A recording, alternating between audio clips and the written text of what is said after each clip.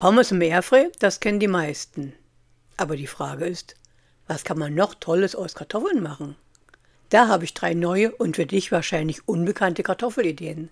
Und ein super Extra-Tipp für dich.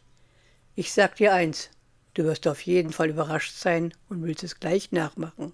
Als erstes brauche ich gekochte Kartoffeln und das mache ich im Speedy. Hierfür schneide ich die jetzt in gleich größere Stücke.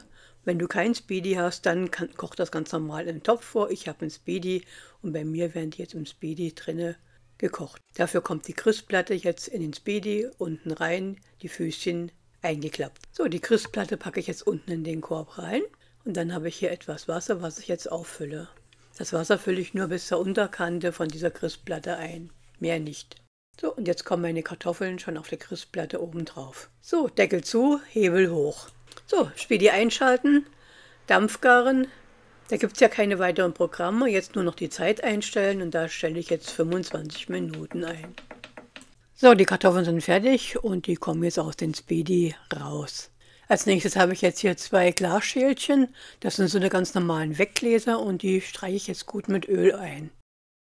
So, jetzt lege ich eine Kartoffel unten rein und mit einem zweiten Glas durch die Kartoffel zerdrücken, so dass eine Mulde entsteht.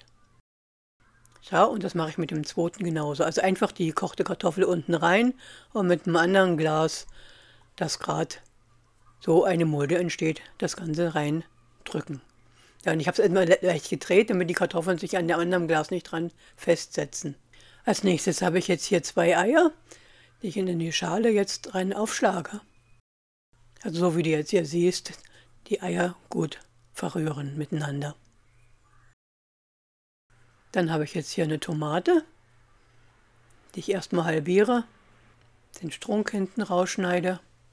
Und jetzt schneide ich die Tomate erstmal so längs in Streifen und dann nochmal quer, sodass ich so kleine Würfelchen erhalte von den Tomaten. Und die Tomaten kommen jetzt zu dem Ei dazu. Das mache ich auch mit der zweiten Hälfte von der Tomate. Also eine ganze Tomate ist jetzt dann hier in dem Ei drin. Als nächstes habe ich jetzt hier Lauchzwiebeln, die ich jetzt so in kleine Ringe mir da schneide. Nicht allzu groß, wirklich so eine kleinen Ringe davon ab. Ja, und ich gucke von der Masse her, das ist auch entsprechend lang, das braucht man ja nicht allzu viel dafür. Vielleicht so eine gute Handvoll, die ich jetzt mit dazu getan habe.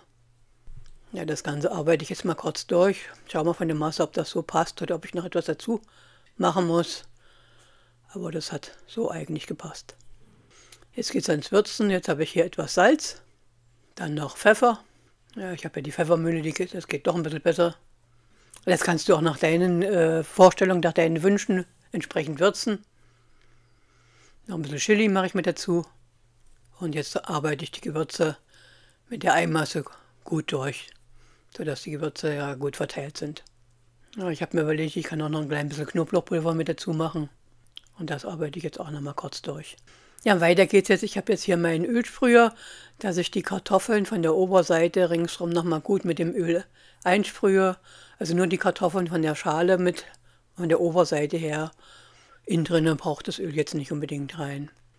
Und jetzt fülle ich die Masse in die 2 Schälchen, verteile ich das jetzt auf die 2 Schälchen, so dass es gleichmäßig ja, gut verteilt ist, die Eier und mit den Tomaten, mit dem Lauch.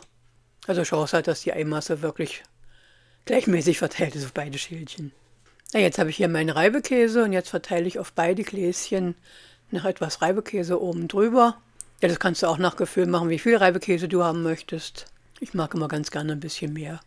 Im nächsten Schritt ist es soweit, dass die Gläschen in die Heißluftfritteuse kommen. Ich habe jetzt hier meine Grillmatte unten drunter, damit die Gläser dann nicht auf dieser Grillplatte direkt liegen, sondern habe ich so meine Grillmatte unten drunter getan und so kommen die jetzt in die Heißluftfritteuse, in die Cosori in diesem Fall. So, die Cosori hatte ich erst vorgeheizt und jetzt stelle ich 175 Grad Airfryer ein.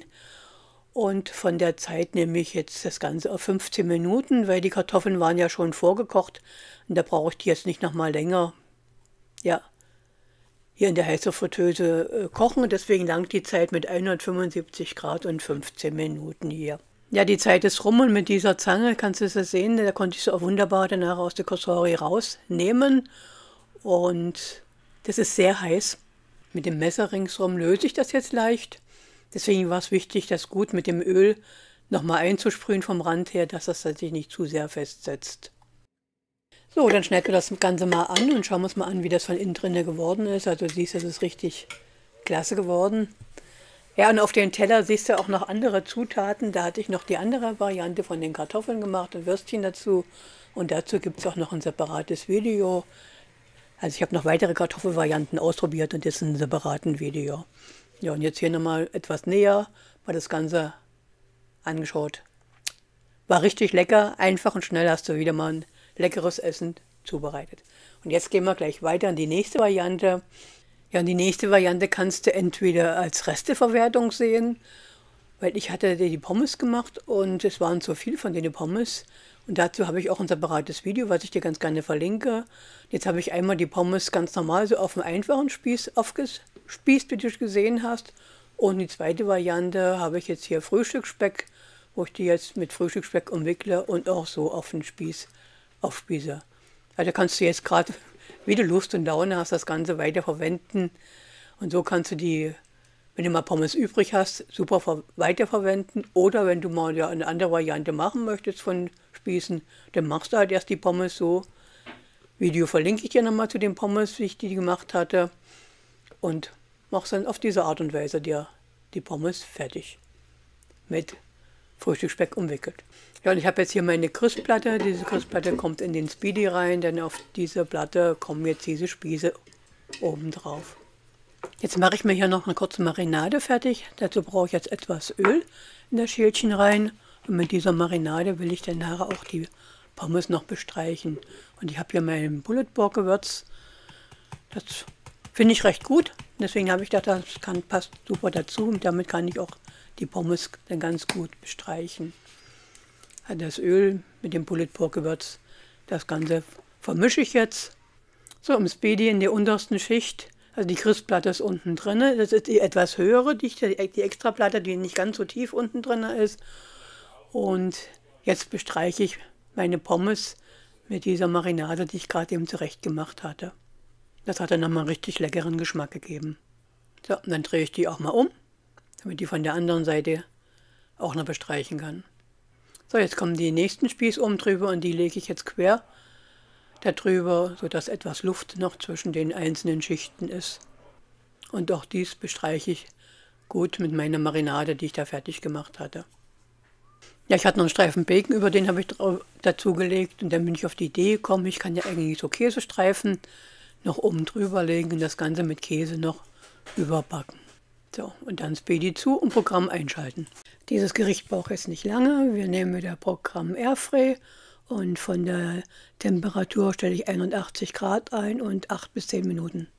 So hatte ich es dann fertig serviert und ich hatte noch Feldsalat nach Omas Art dazu gemacht. War richtig lecker. Geschälte Kartoffeln im Speedy kochen, wie vorher die, dann hier durch ein Sieb habe ich es jetzt durchgedrückt, durchgepresst. Ich hatte jetzt keine Kartoffelpresse da, um das so einfach zu pressen. Und da habe ich ein Sieb genommen, das hat auch super geklappt.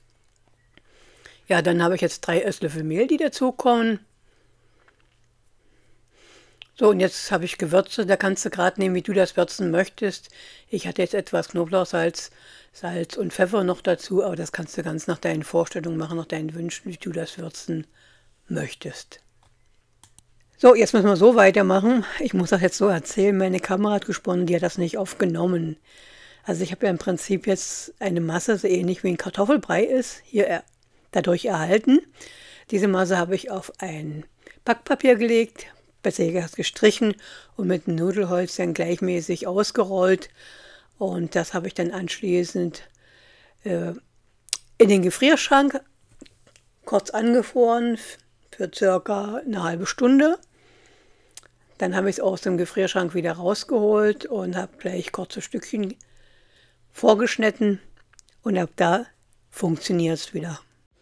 So, das war jetzt eingefroren und ich habe das jetzt hier in der Mitte schon mal durchgeschnitten.